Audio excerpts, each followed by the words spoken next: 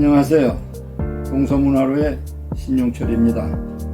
우리는 머지않아서 곧 3.1절을 맞게 됩니다. 그래서 오늘은 1919년 3.1운동과 대한민국 임시정부에 대해서 생각해 보겠습니다. 일제강점기에 초등학생이었던 나는 1948년 대한민국 정부가 세워질 때 처음으로 우리 정부 대한민국을 맞닥뜨리게 됐습니다. 그래서 그때 우리 대통령 이승만 박사, 우리 부통령 이시영 선생, 우리 국회의장 신익희 선생 열심히 외우던 생각이 납니다. 벌써 76년 전입니다. 그 뒤에 6.25도 겪었고 오늘날 우리 대한민국이 이렇게 세계적인 민주적이고 그리고 또 부유한 국가로 성장한 시기를 체험하게 된 것을 대단히 감격스럽게 생각을 합니다. 우리가 대한민국이라는 대한제국이나 조선이 아니라 대한민국이라는 게 중요합니다. 국민의 국가, 민주적인 국가, 대한민국의 원이 바로 1919년 상해 임시정부로부터 왔기 때문에 우리가 임시정부를 살펴볼 수 있는 것이 대단히 중요합니다. 그래서 오늘날 국내 3.1운동으로부터 시작된 대한민국 임시정부에 중점을 두고 생각을 해보겠습니다. 그 당시 우리가 국제정세를 살펴볼 필요가 있습니다. 알다시피 우리는 일제에 강점된 상태이기 때문에 국내에서 정치활동을 할 수가 없던 시대입니다. 1918년 세계 제1차 대전이 끝났습니다. 그러면서 이 시기는 지금까지의 제국들이 무너져가는 시기입니다. 독일의 제국이 무너졌고 오스트리아 제국이 무너졌고 러시아의 로마노프 왕가 제국이 무너지고 사회주의 혁명이 일어났던 시기입니다. 1차 세계대전 말 1918년 19년은 세계 역사에 있어서 대단한 변화가 있던 시기입니다. 1920년에 오늘날 유엔의 전신이라고 하는 국제연맹이 결성이 됐고 미국 대통령 윌슨은 민족자결주의를 부르짖었습니다. 그때 민족자결주의는 서구 열강들에게 침략을 받았던 많은 세계의 약소민족들에게 대단한 희망과 용기와 격려가 됐습니다. 동남아시아라든지 아시아 전역, 중국, 우리나라 그런 시대였죠. 이러한 시기에 있어서 우리의 독립운동도 상당히 희망과 격려가 됐다 하는 것을 우리는 생각해야 됩니다. 그 다음에 우리의 임시정부가 상해 임시정부로부터 중경의 임시정부로 가기까지 중국에서 존재했기 때문에 우리가 중국에 대한 그 당시 상황을 생각해야 됩니다. 우리가 중국의 고대 역사에 대해서는 정통하고 이야기를 많이 하지만은 20세기 중국의 역사에 대해서 상당히 무시하고 모르는 면도 많이 있습니다.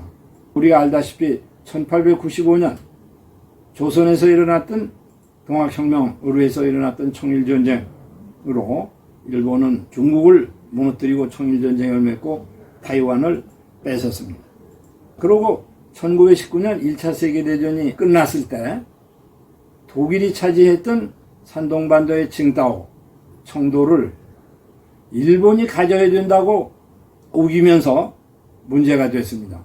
그래서 그 당시 북경 대학생들이 데모를 일으켜서 그걸 반대하고 민족자결주의에 입각해서 중국이 당연히 중국의 땅을 차지해야 된다고 합니다. 그래서 이 운동을 5.4운동이라고 합니다. 5월 4일 날 일어났기 때문에 우리는 3월 1일에 3.1절이지만은 중국은 5.4운동입니다. 그래서 지금 칭다오에 가시면 독일이 지어놨던 칭다오 맥주 공장이 있고 또 5.4운동 광장에는 5.4운동을 기념하는 그런 광장이 있습니다. 그러면 일본은 어땠느냐? 말할 것도 없이 우리나라를 점령했고 청일전쟁으로 타이완을 뺏었고 만주를 침략하고 중국과의 전면전쟁을 시작하는 그런 시대였습니다.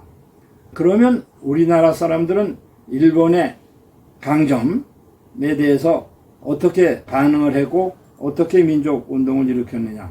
우리가 이 점이 상당히 중요하고 오늘날 우리가 생각해야 될 문제입니다. 일본의 강점 시기부터 계속해서 우리 민족은 그에 대해서 싸웠지만은 특히 1919년에 오면서 2월 8일 일본의 도쿄의 유학생들이 조선 독립 청년단을 만들어서 거기서 독립선언을 발표를 하죠. 이광수가 초안을 하고 그 당시 유학생 대표들이 서명을 했습니다. 이광수는 그 초안을 가지고 몰래 빠져나가서 상해로 가서 그것을 세계 다른 나라의 언론에 알리려고 합니다.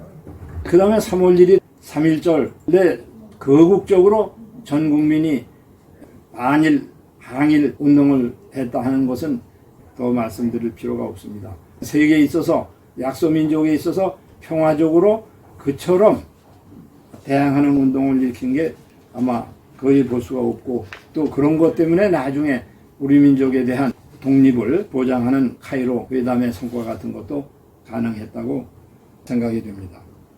그러면 상해 임시정부는 그 당시에 어떻게 해서 만들어지느냐 하면 28 독립선언을 했던 춘원 이광수라든지 또 손정도라든지 이런 사람들이 상해로 오고 독립운동을 하던 사람은 상해 또 만주 중국 각처 러시아의 블라디보스토크 또 미국에 있던 사람들이 장소를 어디다 정해야 되는데 그 장소를 정하는 것이 상해 중국의 상하이로 결정이 됩니다. 참으로 잘 됐다고 생각할 수 있는 것은 만주가 머지않아 일본에게 먹히고 블라디보스토크 그쪽으로 가기도 그렇고 미국은 거리가 너무 멀고 그래서 국제적인 도시도 그렇고 세계의 자유사상 들어온 것도 그렇고 그쪽에서 공산주의가 창당된 상해도 그렇고 그래서 상해 임시정부가 이제 만들어집니다. 이광수, 손정도 그런 사람들의 거기서 의정원이 만들어지죠. 이제 임시정부의 요인이 사실은 공식적으로는 못 들어왔는데